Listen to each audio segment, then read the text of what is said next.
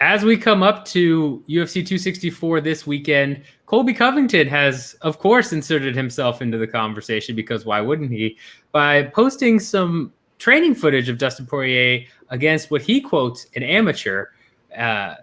Dustin gives him a hard shot, knocks him down a little bit, but Covington's quote is this: "The guy wearing full nerf gear head to toe to protect his face and his feelings is Poirier. The guy with no headgear, wrestling credentials, or brain cells left is quote unquote Khabib. At Dustin Poirier, good guy, bad guy, you be the judge." It seemingly insinuating that what Poirier did was wrong. Now, if you watch the video again, it seems like he lands a really good overhand right and sits the guy down. Then Poirier kind of walks away, just walks around a little bit, says "and new," and then that's the end of the clip. And while Covington insinuated he was an amateur, Poirier said that this guy is a pro with over 20 professional wins, I believe. Fights or wins. Either way, not exactly a slouch or a new guy with no experience. So I guess let's review this. Did Dustin Poirier do anything wrong in this footage? I'm just continually amused at how little people seem to know about fighting, that are just in the bubble of fighting, that are all over social media watching fights and commenting on all the time. This is the most regular sparring footage you could ever see. Like, to get upset about this is absolutely bonkers. I mean, let's analyze the parts of it, things that we've seen. Did Dustin Poirier do something illegal? No. Like, he didn't soccer kick the guy. He didn't knee him to the head while he was down. Like, like the stories that you heard about T.J. Dillashaw and Holdsworth. Holdsworth, yes.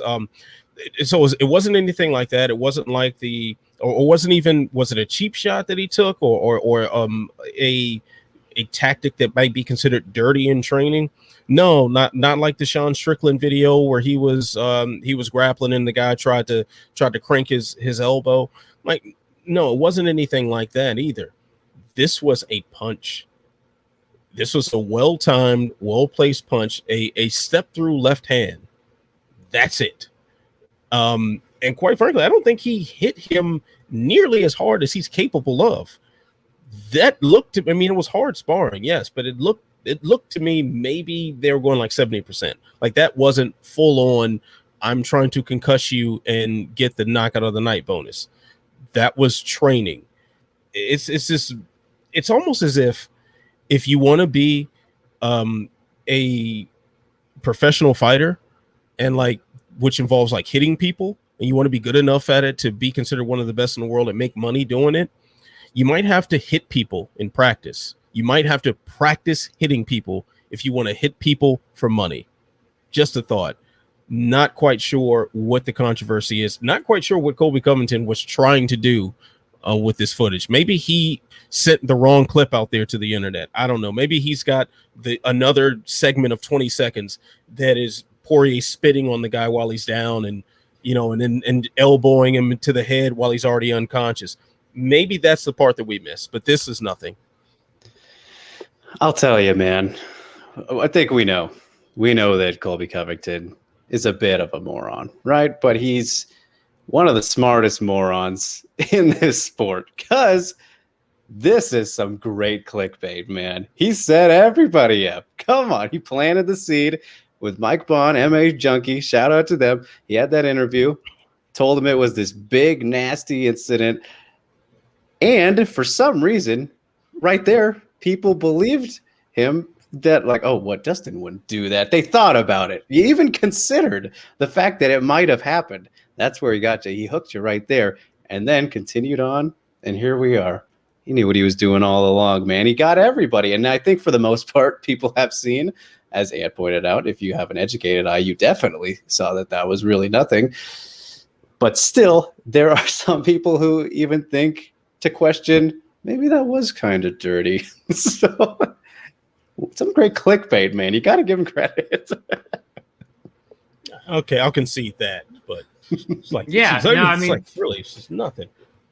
I mean, it's Drake brings up a great point, and probably the main point of why Covington did this is we're talking about him, right? How many people are talking about Colby Covington during UFC 264 fight week? A lot of people right now, because they're either saying, oh, that's such an awful move by Poirier, or, oh, no, that's fine. What are you talking about? That's normal sparring footage. Either way, it all circles back to him. He just gets to stir the pot, and that's what he is. He's a massive troll. We know this. If you go watch interviews with Colby Covington from before he did this whole gimmick and spiel, it's clear that this is an act, and people forget that. And people get sucked in because he takes that act to crazy extremes. It definitely crosses the line, as we've talked about in other videos, but it's still, in his mind, an act. And so this is a great way to get attention on him, get the spotlight on him, make sure he gets that title shot against Usman, which White seems to be eager to do anyway. This footage is just normal sparring. It's not bad at all. Poirier doesn't even land a single follow-up shot. Doesn't even try. Just like hits him, the guy goes out. He's just like, all right, cool, I'm done. Like I mean, it's ridiculous to look at this as anything other than Colby Covington trolling. I mean, you've got the little silhouette thing you put in the background, Colby Covington Inc. with the face. Like, it's just him being the giant troll. That's a good point right there. And when we think about what the co-main event of this fight card is, it makes a lot of sense that he steps up to the plate for some level of bargain bin attention, because depending on the results of the co-main event between Wonderboy and Gilbert Burns, he may not get that title shot after all. Exactly. Yeah. So no, it's a business move. It's because, if especially if Wonderboy goes out there and says KO's, KO's Burns, that's definitely a very good case to move him up to the immediate got title it shot. already.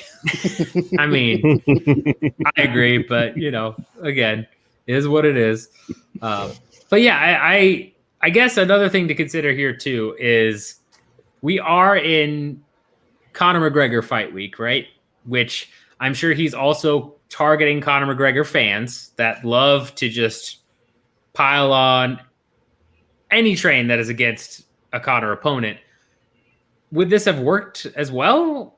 If it was a different fight, if Conor wasn't involved, I'm not so sure. If it was Poirier versus Gaethje or, Khabib, would this have really had the same effect, do you think? Or is this, I don't know. What's your thoughts on that? Maybe, but I don't. It's hard. I think it's hard for us to tell that, because the people that are commenting on this, the people that are up in arms about it one way or the other, are people who are going to pay attention to all the news cycle. We're not the guys who just show up when Conor shows up. Like, that's it's the reason why we're professional media members. We show up for everything. And I think a lot of the people that have a lot to say about this, at least on social media, at least within like the MMA Twitter world, they show up for all the stuff too. So this wouldn't really make much of a difference. Now, if this was a clip on SportsCenter, then I think we're talking. But outside of our bubble, I don't think this resonates one bit at all. I mean, the thing that I think most people that are, maybe the people who are talking about the headgear, maybe those are the ones that are the casual fans that have kind of hooked onto this, because in case you didn't know this, ladies and gentlemen, headgear doesn't protect against head trauma. Headgear is something that it protects against cuts and superficial wounds. It can't be true. That's the purpose of it. So yeah, all you people that didn't comment like, oh, but he hit him so hard and he didn't have headgear. Wearing headgear is a choice. You can choose not to wear it, and if you get dinged upside the head, so be it. But if you get dinged upside the head with headgear, doesn't make it any better. In fact, it might make it worse because the extra weight in your head rattles around. And quite frankly, I like to not wear headgear when I spar, because I like head movement. So if you have headgear on, you have a bigger target.